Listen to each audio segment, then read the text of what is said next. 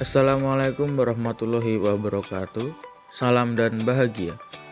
Kami dari kelompok 7 metode penelitian akan mempresentasikan hasil diskusi kami tentang topik 10 proses penelitian, pemilihan sampel dan proses pengumpulan data.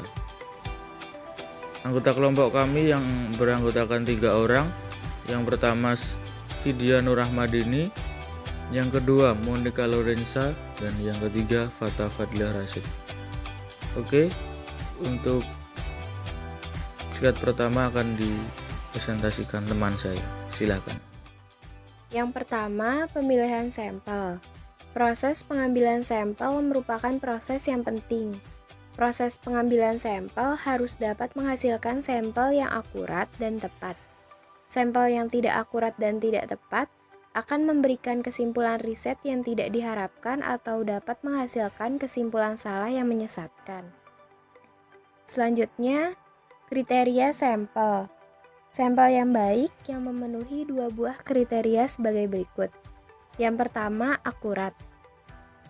Sampel yang akurat atau accurate adalah sampel yang tidak bias. Beberapa cara dilakukan untuk meningkatkan akurasi dari sampel. Yang pertama, pemilihan sampel berdasarkan proksi yang tepat. Yang kedua, menghindari bias di seleksi sampel. Yang ketiga, menghindari bias hanya di perusahaan-perusahaan yang bertahan. Kriteria sampel yang kedua yaitu presisi. Sampel yang mempunyai presisi atau precision yang tinggi adalah sampel yang mempunyai kesalahan pengambilan sampel atau sampling error yang rendah. Presisi diukur dengan standar error of estimate. Semakin kecil standar error of estimate, semakin tinggi presisi sampelnya. Presisi dapat ditingkatkan dengan jumlah sampelnya. Semakin besar jumlah sampelnya, semakin kecil kesalahan standar estimasinya. Selanjutnya, metode proses pengambilan sampel. Ada 2 metode pengambilan sampel, yaitu pengambilan sampel berbasis pada probabilitas atau pemilihan secara random, dan pengambilan sampel secara non-probabilitas atau pengambilan sampel non-random. Secara probabilitas atau probability sampling, metode-metode yang dapat digunakan yang pertama ada simple random sampling. Simple random sampling atau random sederhana. Pengambilan sampel secara random sederhana dapat dilakukan dengan mengambil secara langsung dari populasinya secara random. Dan yang kedua ada systematic random sampling. Pengambilan sampel secara random sistematik atau systematic random sampling dilakukan dengan membagi populasi sebanyak N bagian dan mengambil sebuah sampel dari masing-masing bagian, dimulai dari bagian yang pertama secara random. Dan yang ketiga ada cluster sampling. Pengambilan secara cluster atau cluster sampling dilakukan dengan membagi populasi menjadi beberapa grup bagian. Beberapa cluster kemudian dipilih secara random. Item-item data yang berada di dalam cluster yang terpilih merupakan sampelnya. Yang keempat, ada stratified sample. Pengambilan sampel secara strataan atau stratified sample dilakukan dengan membagi populasi menjadi beberapa subpopulasi atau strata, dan kemudian pengambilan sampel random sederhana dapat dilakukan di dalam masing-masing strata. Yang kelima, double sampling. Double sampling merupakan metode sampling yang mengumpulkan sampelnya dengan dasar sampel yang ada dan dari informasi yang diperoleh, digunakan untuk mengambil sampel berikutnya. Selanjutnya, non-probability sampling, yaitu metode pengambilan sampel secara pemilihan non-random. Yang pertama ada convenience sampling. Pengambilan sampel secara nyaman atau convenience sampling dilakukan dengan memilih sampel bebas sekehendak presetnya. Yang kedua, judgment sampling adalah pengambilan sampel yang bertujuan dengan kriteria berupa suatu pertimbangan tertentu. Yang ketiga, quota sampling. Quota sampling berdalih bahwa sampel harus mempunyai karakteristik yang dimiliki oleh populasinya. Dan yang terakhir atau yang keempat ada snowball sampling. Snowball sampling atau pengambilan sampel secara bola salju dilakukan dengan mengumpulkan sampel dari responden yang berasal dari referensi suatu jaringan, misalnya lewat newsgroup di internet. Strategi pengumpulan data dan sumber datanya. Terdapat 4 strategi pengumpulan data. Yang pertama, strategi pengamatan langsung atau direct observation, yaitu data dikumpulkan dengan mengamati langsung di sumber datanya.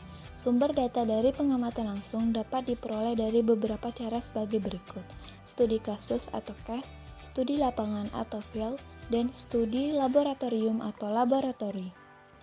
Yang kedua, strategi opini atau opinion, yaitu data dikumpulkan melalui pendapat-pendapat responden. Sumber data dari strategi ini dapat diperoleh dari responden individu atau responden grup. Yang ketiga, strategi arsip atau archival, yaitu data dikumpulkan dari catatan atau basis data yang sudah ada. Sumber dari strategi ini adalah data primer atau primary data dan data sekunder atau secondary data. Yang keempat, strategi analytical atau analytica. Strategi ini tidak menggunakan data kuantitatif, tetapi prinsip atau hipotesis dibuktikan dengan menggunakan logik matematik periset. Faktor-faktor pengaruh di pengumpulan data. Yang pertama, mainstream yang dianut. Yang kedua, tujuan. Ketiga, level yang akan diteliti atau abstraksi. Yang keempat, pengontrolan dari preset. Yang kelima, kemudahan riset jika data tersedia. Yang keenam, validitas luar dan kedalaman riset. Yang ketujuh, validitas internal. Yang kedelapan, biaya. Yang kesembilan, waktu. Proses pengumpulan data. Definisi pengumpulan data.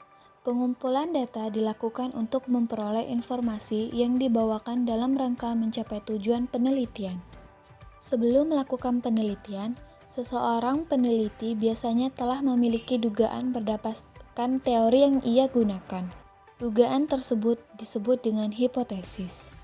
Untuk membuktikan hipotesis secara empiris, seseorang peneliti membutuhkan pengumpulan data untuk diteliti secara mendalam.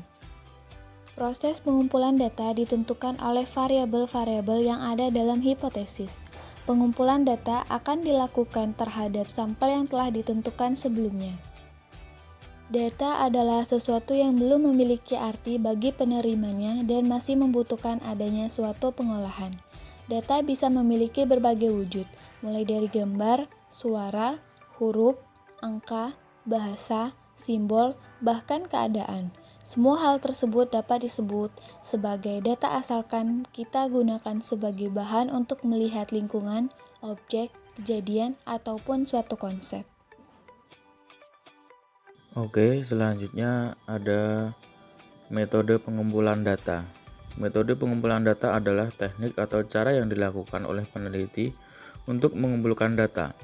Pengumpulan data dilakukan untuk memperoleh informasi yang dibutuhkan dalam rangka mencapai tujuan penelitian. Sementara itu, instrumen pengumpulan data merupakan alat yang digunakan untuk mengumpulkan data.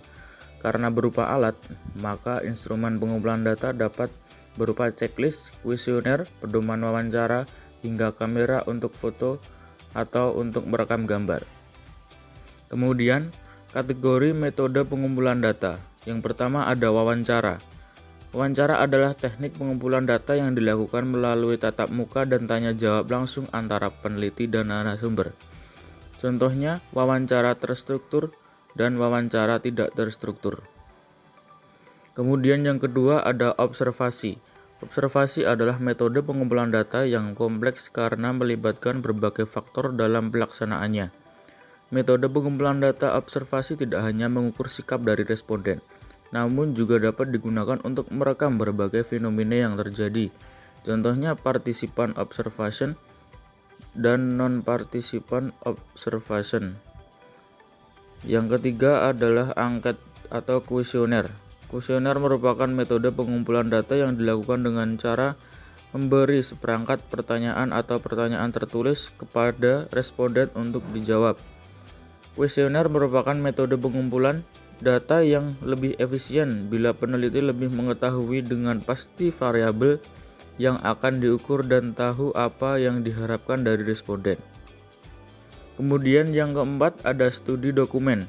Studi dokumen adalah metode pengumpulan data yang tidak ditujukan langsung kepada subjek penelitian. Contohnya dokumen primer dan dokumen sekunder. Selanjutnya ada jenis-jenis data. Menurut pemrolehannya, 1. Data primer. Data yang dikumpulkan dan diolah sendiri oleh peneliti langsung dari subjek atau objek penelitian. Yang kedua ada data sekunder.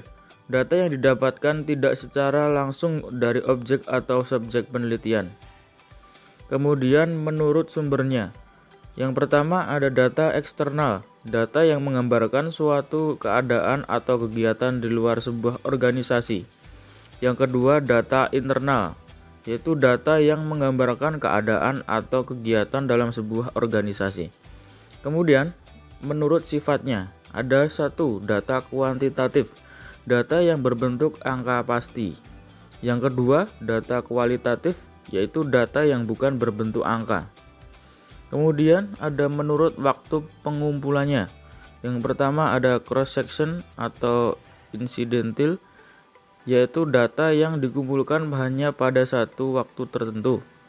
Kemudian yang kedua data berkala atau time series, yaitu data yang dikumpulkan dari waktu ke waktu untuk menggambarkan suatu perkembangan atau kecenderungan keadaan atau peristiwa kegiatan. Sekian presentasi dari kelompok kami. Bila ada salah kata mohon maaf. Billahi taufiq wal hidayah. Wassalamualaikum warahmatullahi wabarakatuh.